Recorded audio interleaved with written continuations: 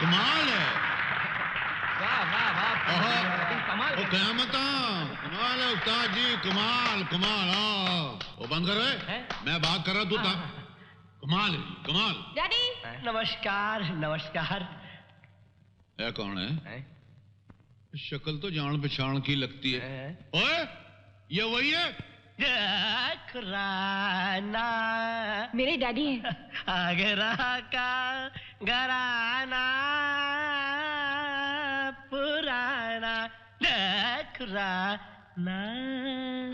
अरे तुम अल्लड़ हो, गवार हो, लेकिन फिर भी कितने सुरीले कलाकार हो।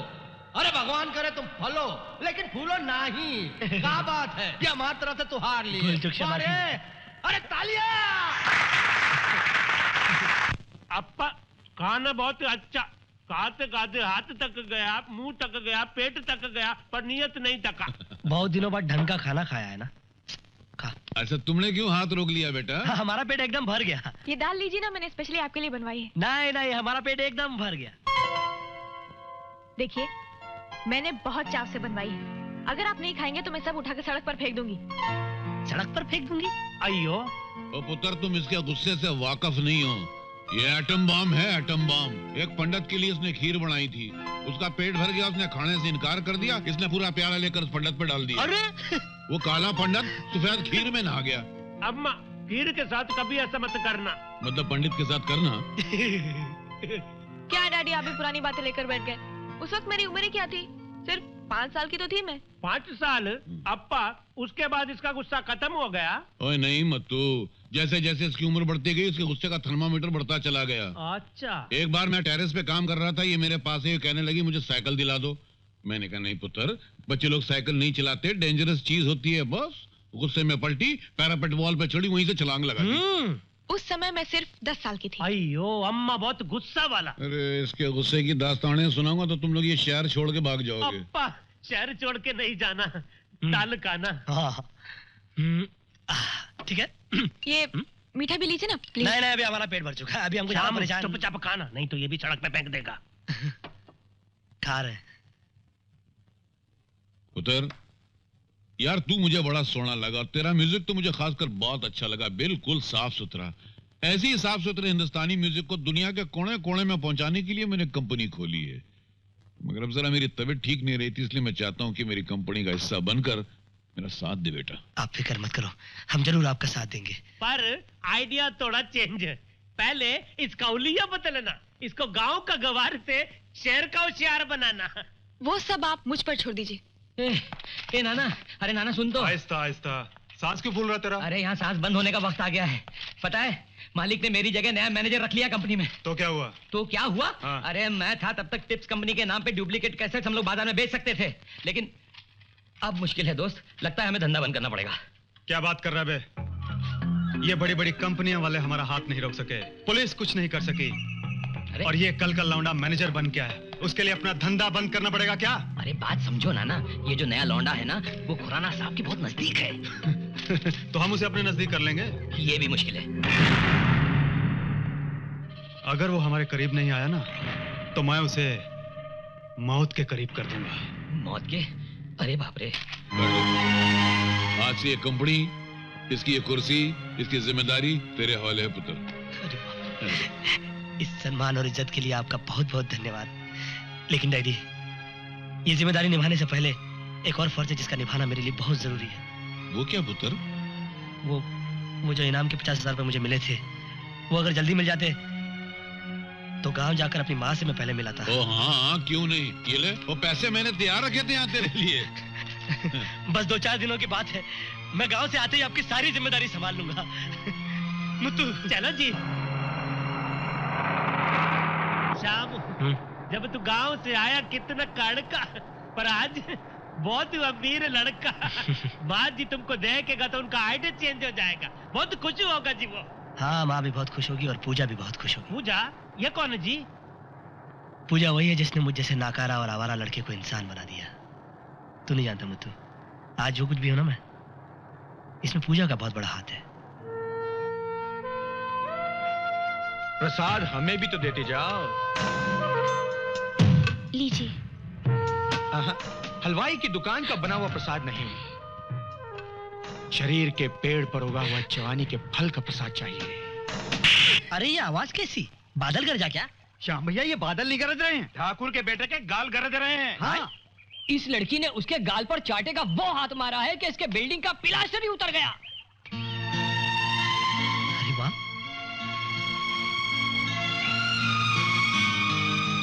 अरे तो ऐसा लग रहा है जैसे तलवार साड़ी में लिपट कर कलेजे में घुसती जा रही है यार।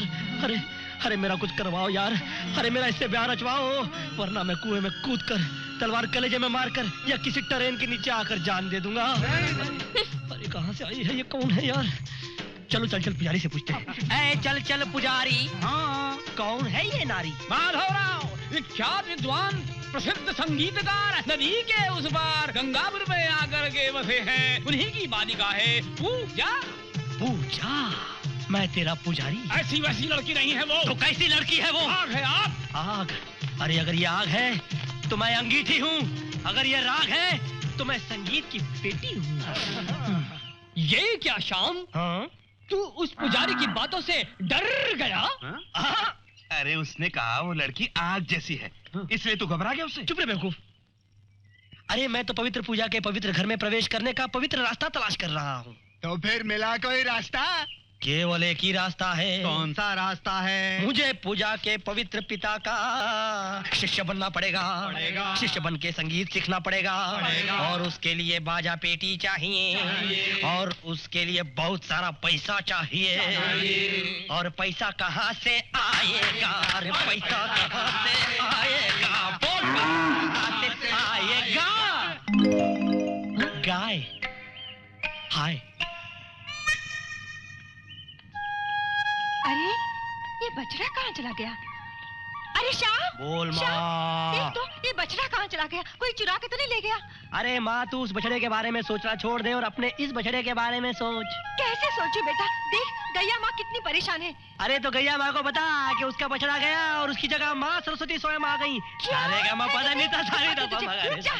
राम गोपाल, अच्छा, तो आप राम गोपाल के बेटे हो? जी। अरे वो तो हमारे बड़े अच्छे दोस्त थे, बड़े करीबी दोस्त थे। तो उनका अचानक देहांत हो गया, इसका हमें बड़ा अफसोस है बेटा। पिताजी जब जीवित थे तो सुबह शाम दिन रात हर घड़ी आप ही का नाम लिया करते थे। कहते थे कि आज के दौर में माधव जी जैसे गुणी लोग पैदा कहाँ होते हैं, ढूंढने से भी मिलते नहीं। और जब उनका अंत समय आया तो उन्होंने मुझे अपने पास बुलाया और कहा कि बेटे श्याम, तुम माधव जी जैसा ही संगीतकार बनना, शिष्य बनकर उन्हीं के चरणों में पड़ा रहना। और ये कहते कहते उनके प्राण। रो मत मेरे बच्चे, रो मत, धीरज रख बेटा। ये आपकी पोती है क्या? नहीं, हमारी बेटी है। आपका नाम सरस्वती है क्या? जी नहीं, मेरा नाम पूजा है। एक ही बात है। अरे सरस्वती की तो पूजा होती है यार। बेटी इनके लिए चाय लाओ। ना पूजा जी ना, चाय सिगरेट चिरुट बीड़ी पान जर्दा तंबाकू ब्रांडी विस्की या रम, इन सब चीजों के पाले ही नहीं मैंने गम। अरे वाह वाह, तुमसे मिलकर बहुत अच्छा लग रहा है बेटा, बहुत अच्छा लग रहा है। बेटे, संगीत के लिए शर्म और साधना के लिए आत्मा की आवश्यकता होती है। आत्मा? फौरन साधना शुरू कर दो मेरे बच्चे। मैं आज ही से साधना की पूजा शुरू कर देता हूँ। जीते रहो मेरे बच्चे। अरे आजा आजा, हम हूँ प्यार तेरा, अरे वल्ला वल्ला इकरार तेरा। हो आ गई, हाँ आ गई, अरे भैया आ गई, अरे आ गई, अरे राजा आ गई। सारे गमा पदा नीचा सानी धा पा मगर, सारे गमा पदा नीचा सानी धा पा मगर, सारे गमा पदा नीचा सानी धा पा मगर, सारे गमा पदा नीचा सानी धा पा मगर। अरे ये क्या कर रहे हैं आप? आपके पिताजी की आज्ञा का पालन कर रहा हूँ। उन्होंने मुझसे कहा था कि इस तरह गले तक पानी में खड़े रहकर रियाज करने से आवाज में दर्द, गले में मिठास और सुरों में लय पैदा होती है। कुछ लय पैदा हुई क्या? लय तो पैदा नहीं हुई, मगर पूरे शरीर में कपकपी पैदा हो गई है। बड़ी सर्दी लग रही है। बहुत देर पानी में रहोगे तो बुखार आ जाएगा। चलिए बाहर निकलिए। बाहर? अरे मैं तो फैसला करके अंदर आया था कि मैं संगीत सीखकर ही बाहर निकलूंगा, मगर आप कह रही हैं इसलिए बाहर निकलता हूँ। सच्ची मैं तो एक हफ्ता बाहर नहीं निकलने वाला था। सारे गमा पता नहीं था, इधर चिकनाहट बहुत है, जरा हाथ देंगे? ये लीजिए, आइए आइए ना। पता नहीं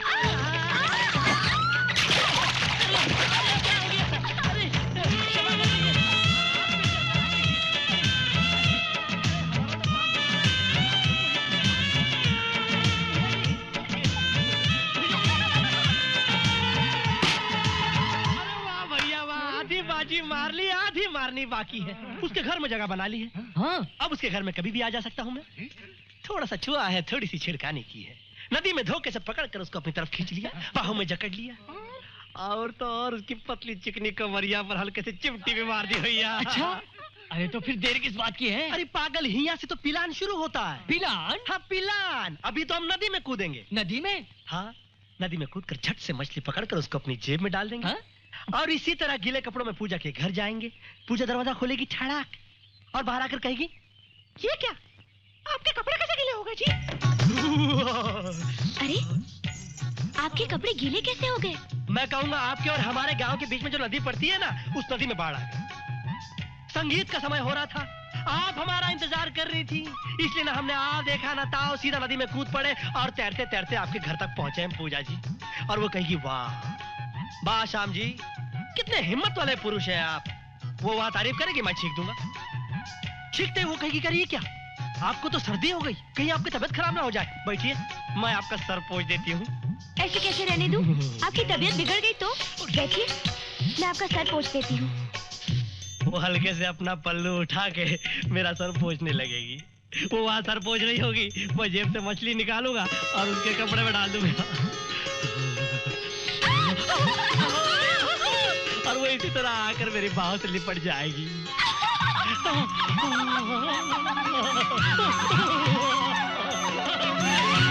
थोड़ी देर बाद मैं उसके नरम नरम गालों को पकड़कर, होठों पर नहीं, गालों पर पप्पी दूंगा।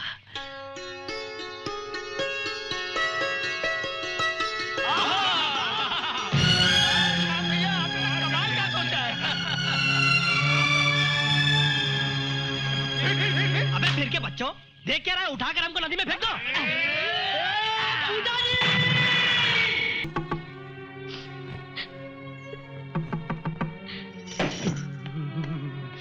अरे ये क्या, आप तो बिल्कुल भीग गए। वो क्या हो गया पूजा जी, आपके और मेरे गांव के बीच में नदी है ना, अचानक उसमें बाढ़ आ गई।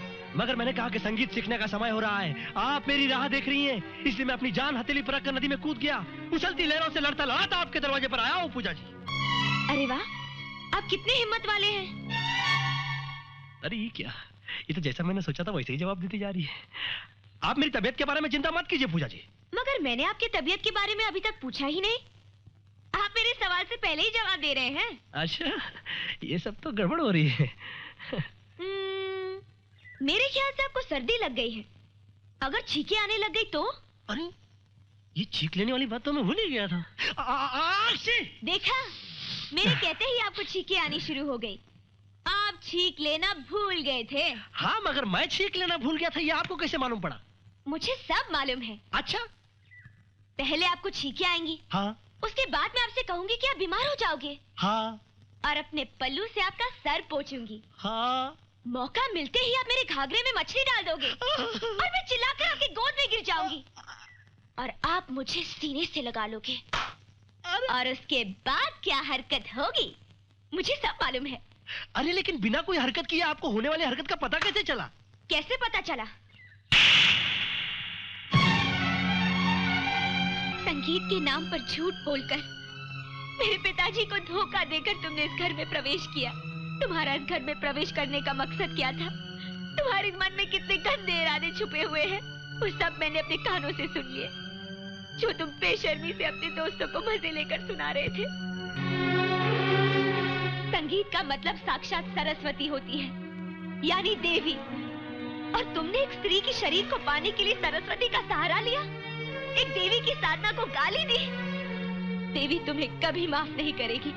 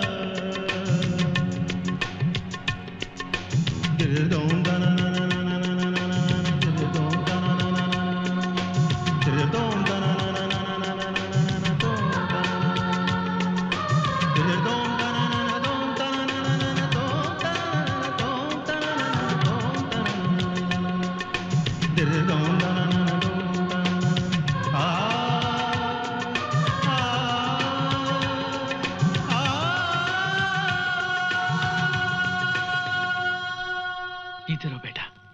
तुमने बहुत कम समय में कठोर साधना की है। अब तुम्हारा वक्त बदलने वाला है। एक दिन तुम बहुत बड़े कलाकार बनोगे। ये तुम्हारे गुरु का आशीर्वाद है। पूजा, तुम्हारे एक चांटे ने मेरी जिंदगी बदल दी।